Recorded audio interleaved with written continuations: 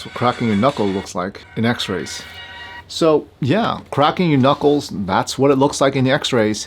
But over time, if you're causing too much friction, it's like when you snap your fingers a lot, eventually you may have problems with your hands, you might have problems with your fingertips. Cracking your knuckles is the same thing. You're forcing the joints to rub and release nitrogen gas that's gonna cause a pop. Well, first it might be overmobile, and then when you do it enough, it'll inflame. So don't just crack your knuckles for no reason.